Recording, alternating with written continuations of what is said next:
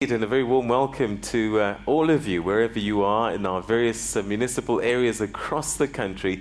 This is a conversation that you certainly want to be a part of. Yeah, what's been happening in this part of the world in the last day or so, and in fact they're right in the middle of the 8th National Municipal Managers Forum, and the theme that they have is an interesting one, the road to 2016, strengthening local government. And of course that affects all of us in one way or another, and this is a conversation that sometimes gets pretty emotional as well. So we'd like your thoughts on what you would like to see happen in your municipalities, and perhaps you even have good stories to tell about some of the things that they've been doing. And we're talking to the municipal managers who really are, I guess, the CEOs of running our municipalities and our municipal areas, districts.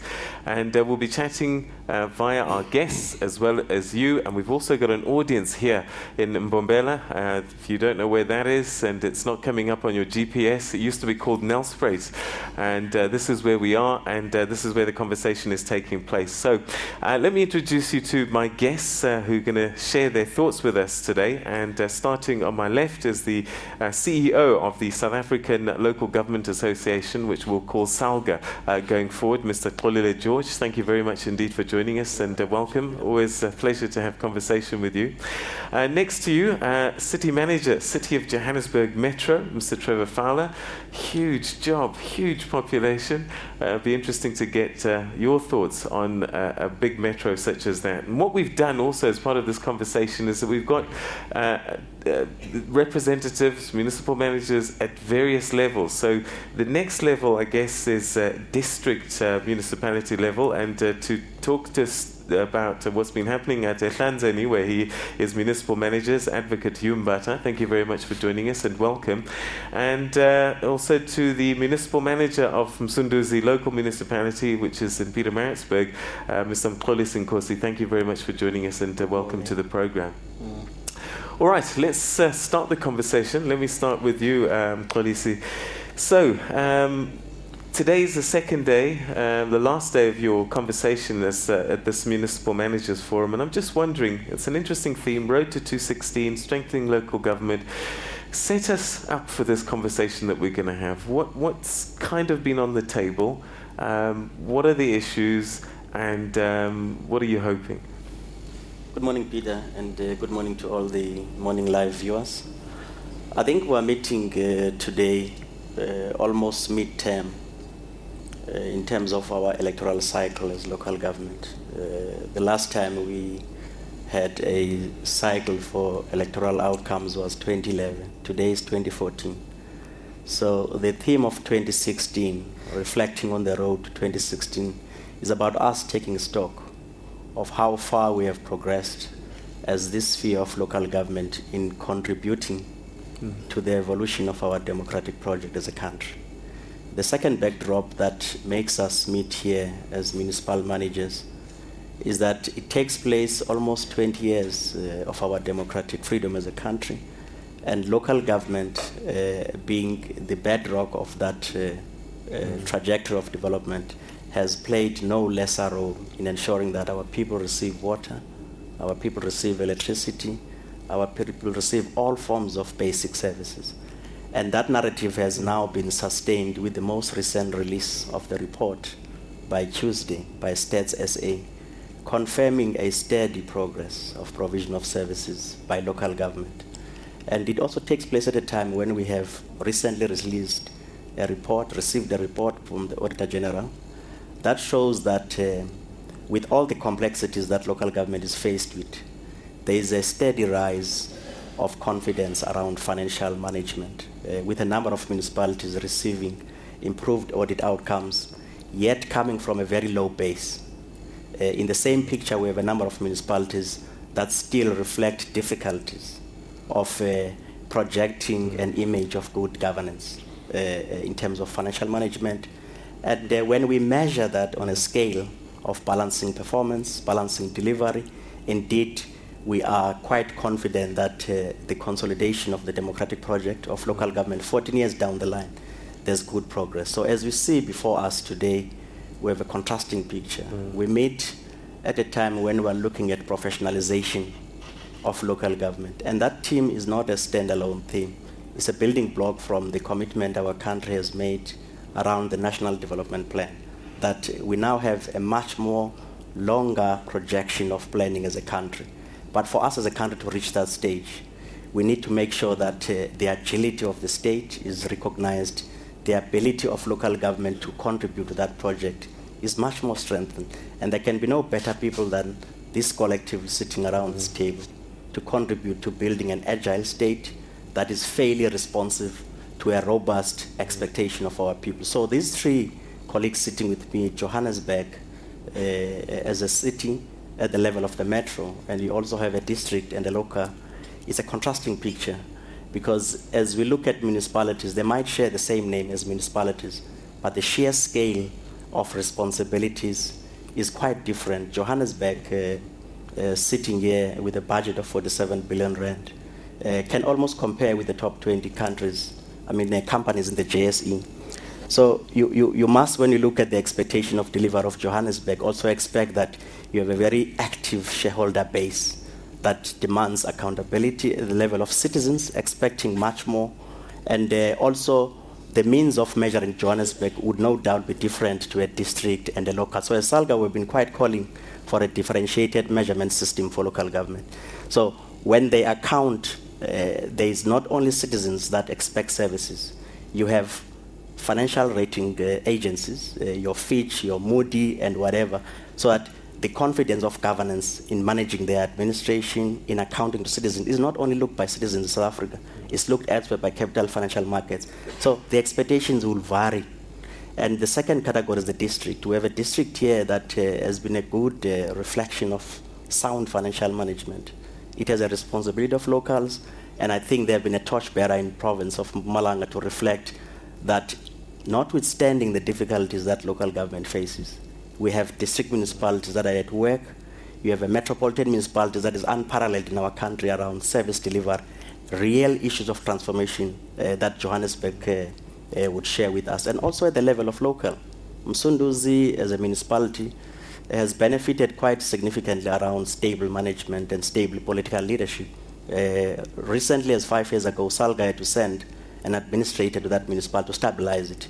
Today, it is a beneficiary of sound leadership from management, where they are given space, they can be able to share today around the table what can be done. So as a collective sitting here today, we are reflecting what is it that professionally we can do as management sitting at the helm, because we have an opportunity sitting with 334 billion rand, a fiscal envelope. So as a country, we have a significant influence around ensuring that the triple challenges of unemployment, poverty, inequality are realized in our country as we march towards 2030. So the story of accountability is at the center of expectation. So we're starting with ourselves as managers to say, how do we make sure that accountability, in the backdrop of service delivery expectations and protests, people can see that? All right, so we're going to unpack a lot of that as the conversation unfolds. But perhaps, gentlemen, you're functioning at different levels, but you're all together in this conversation. Just maybe very briefly, and then we'll unpack some of the detail as the conversation unfolds. Your initial thoughts, being at this Municipal Managers Forum, and also your experiences, given also the kind of, people at home are saying, look, people are protesting. Is that a fair reflection of the state of affairs? And also the Auditor General's report that's come out. So just your quick thoughts, just opening statements, very brief, and then we'll start the conversation in earnest. Let's start with you, Trevor Fowler from Johannesburg Metro. Thank you, Peter, and good morning to your viewers today. I think one of the key things that comes out of the Municipal Managers Forum is really some of the messages that have been coming through. In particular, the question of the professionalism, which will drive the issues of getting the basics right for service delivery. The second key question then is really about the financial sustainability to be able then to deliver on those services. And of course, the issue that you raised about the AG's report. And in particular, if I can just give you an example from Johannesburg. In 2010, our financial situation was that we had some cash flow problems. Our cash at the end of the year was something like 309 million rands. And we would borrow during the course of the year something like 3.4 billion rands just to ensure that our cash and our income match and we're able to pay the bills. In 2012-13, the end of the last financial year, our cash really stood at cash and cash equivalents stood at somewhere in the neighborhood of 5.4 billion and a surplus of 3.4 billion, and we weren't lending any money during the course of the year. Our interest payment on interest had dropped below 5%, and in fact, it was then enabled the mayor in 2012 to make an announcement that we were going to spend 100 billion on infrastructure over the next 10 years, and as a result, we've increased our capital expenditure from... So financial health, I think one of the concerns that the Auditor General had is one thing that you've tackled in the last few years. What about you, Advocate Mbatha? Well, thanks, Peter, and the viewers, particularly our municipal managers here. Well, Peter, usually there is this perception that municipalities are one unmitigated disaster. To some extent, unmitigated, yes, they are mitigated. To some extent, I think they're correct. But to some extent also, I think there are good issues that are actually coming up from municipalities in terms of basic service delivery, in terms of proper record keeping. You will appreciate we are now in the year 2014. 2014 has been the year that was put for all 278 municipalities to start to attain clean audits. The question is, how far are we to that level? Also, what is also important from me, coming from a district municipalities, is the manner in which we support our local municipalities. You spoke at some stage about municipalities under administration. The issue is, at what stage do you have a district municipality supporting that local municipality before the provincial government comes in to put in administration? That is a legislative role of district municipalities. And those are some of the things really we need to be talking about today, things that we spoke about yesterday. All right, okay. And really talking at a local level, Mr. Nkosi, your thoughts about here and also what you've experienced right at the rock face in your area? Yeah. Look, I mean, good morning, Peter. I think there are two critical issues that one would like to advocate for local municipalities in particular. One of those issues is that local municipalities are not the same. In a number of ways, but in particular in terms of the budget allocation. And you've got one local municipality that could have a budget as big as 3 billion, and you've got one that could have a budget of 200 million. And yet, in terms of legislated compliance, we all have to meet the same requirements. And you're saying for a smaller one, you need more resources to do that. And we're saying maybe at government level, national and provincial, you need to look at that and come up with a differentiated approach in terms of compliance. But the second one, Peter, is to say we've been talking a lot about professionalization. It's about time we practice it. When you go to a doctor, you see a certificate, it says it's a member of the medical association. When you go to a lawyer, he's a member of the law society, and you can trust those people with your life. But in local government, there is nothing that sends out that strong confidence that if I go to this person and he or she is a municipal manager, I can trust that particular individual with all the services that I should expect. And those are the things that I think we need to focus on. All right, okay. We're going to unpack a lot of these and also get to your issues and concerns at home, and also some of the people that are sitting at this conference centre as well. But we're going to take a quick break, and then when we come back, let's get into this conversation in earnest and unpack some of the issues that are of concern to you. Stay with us.